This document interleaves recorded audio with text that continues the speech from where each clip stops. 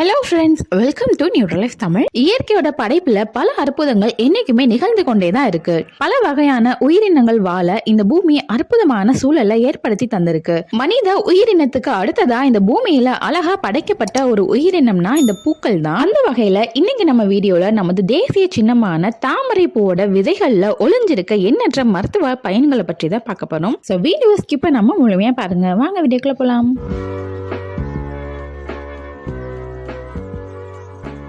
எப்போதுமே ஒரு சிறிய பொருள்ல தான் அதிக சக்தி இருக்கும்னு கேள்விப்பட்டிருப்போம். அதே போலதான் இந்த சிறிய தாமரை விதையில பல வகையான சத்துக்கள் நிரம்பி இருக்கு. நம் முன்னோர்களும் இந்த விதைகளை மருத்துவத்திற்கு அதிகம் பயன்படுத்தினாங்க. அதே போல சீன மருத்துவத்திலும் இந்த தாமரை விதைகளை இன்னுமே பயன்படுத்திட்டு வராங்க.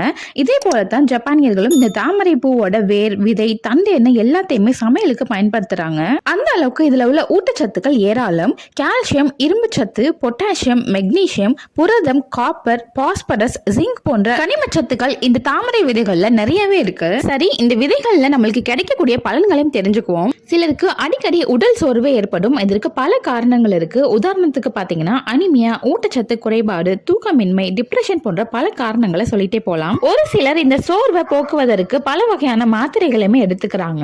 உங்க சோர்வுக்கு என்ன காரணமா இருந்தாலும் சரி, இந்த தாமரை விதைகள் உங்களுக்கு நல்ல பலனை கொடுக்கும். ஒரு கைப்பிடி அளவு வறுத்த தாமரை விதையை சாப்பிட்டு வந்தோம்னா அதுல உள்ள இரும்பு சத்து, பொட்டாசியம், மெக்னீசியம் போன்ற சத்துக்கள் நம் உடல்ல உள்ள சோர்வை எல்லாம் நீக்கி ஆரோக்கியமான சூழலை உடலுக்கு ஏற்படுத்தி தரும். அதே போல சர்க்கரை வியாதி உள்ளவங்க வாரத்திற்கு 2 முறை கட்டாயமா இந்த தாமரை விதைகளை உங்க டீ டைம்ல ஸ்நாக்ஸா எடுத்துக்கிட்டு வரலாம். இந்த விதைகள்ல உள்ள அதிகப்படியான மெக்னீசியமும் குறைந்த அளவிலான சோடியமும் சர்க்கரை அளவை உயர்த்தாமல் பாதுகாக்குது. நீரிழிவு நோயாளிகளுக்கு இது பெரிதும் உதவியா இருக்கும். மேலும் இது பசியின்மை, சோர்வு போன்றவற்றையும் போக்கும். தாமரை விதையில ஐசோபார்டில் மெத்தில் டிரான்ஸ்பரேஸ் அப்படிங்கிற நொதிகள் இருக்கு. இதனாலதான் இந்த தாமரை விதைகளை அடிக்கடி சாப்பிடுறவங்க எப்போதுமே இளமையா இருக்கலாம்னு சொல்றாங்க. இந்த விதைகள்ல உள்ள நொதிகளானது சிதைவடைந்த புரதம் மற்றும் செல்களை சரி செய்யும். இதனால நீங்க நீண்ட நாட்களுக்கு இளமையா இருக்கலாம். மேலும் இது சருமத்தை மிருதுவாகவும் பளபளப்பாகவும் வைக்க உதவும். எனவே எப்போதும் இளமையா இருக்கணும்னு ஆசைப்படுறவங்க எல்லாம் இந்த மக்கனான்னு சொல்லக்கூடிய தாமரை விதைகளை அடிக்கடி சாப்பிட்டுவாங்க.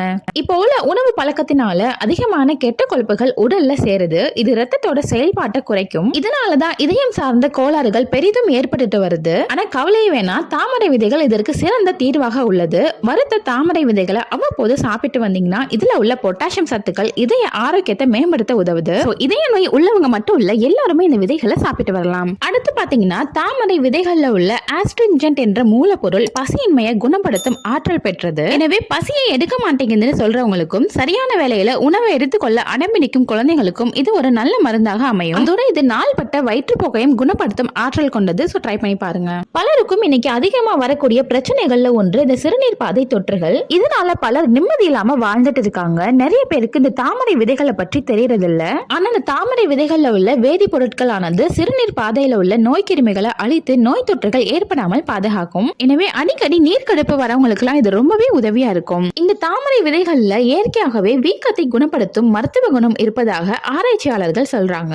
எனவே அல்சர், வாய்ப்புண்கள் மற்றும் குடல் புண்கள் இருக்கிறவங்க எல்லாம் இந்த தாமரை விதைகளை அடிக்கடி சாப்பிட்டு வாங்க. இது வயிற்றோட ஆரோக்கியத்தை முழுமையா பாதுகாத்து கொடுக்கும். இந்த தாமரை விதைகளை எப்படி பயன்படுத்தலாம்னு பாத்தீங்கன்னா, கடைகள்ல உலர வைத்த தாமரை விதைகள் கிடைக்கும். இந்த விதைகளை இரவு முழுதும் நீர்ல ஊற வச்சு அடுத்த நாள் அதை சூப்போ, சாலடோ அல்ல மற்ற உணவுகளை சேர்த்து சமைத்து சாப்பிடலாம். இல்லனா இந்த விதைகளை நீங்க வறுத்து மாலை நேரத்துல ஒரு ஸ்நாக்ஸா கூட எடுத்துக்கலாம். எந்த உணவு வகையாக இருந்தாலும் அது அளவுக்கு அதிகமா எடுத்துக்க கூடாது. அதே போலதான் இந்த தாமரை விதையையும் சீரான அளவுல எடுத்துக்கிட்டாதான் இது உடலுக்கு மருந்தாக அமையும். முக்கியமா சர்க்கரை நோயாளிகள் மற்றும் இதய நோயாளிகள் உங்க மருத்துவரை ஆலோசித்ததுக்கு அப்புறமா இந்த தாமரை விதைகளை நீங்க எடுத்துக்குவது நல்லது. அவ்வளவுதான் ஃப்ரெண்ட்ஸ், இன்னைக்கு வீடியோல தாமரை விதைகளை பற்றி தெரிஞ்சுக்கிட்டோம். மேலும் இது போன்ற தகவலுக்கு நம்ம சேனல் நியூட்ரலைஃப் தமிழை சப்ஸ்கிரைப் பண்ணிருங்க. இந்த வீடியோ பிடிச்சிட்டா லைக் பண்ணி உங்க ஃப்ரெண்ட்ஸ் அண்ட் ஃபேமிலிக்கு ஷேர் பண்ணுங்க. நன்றி.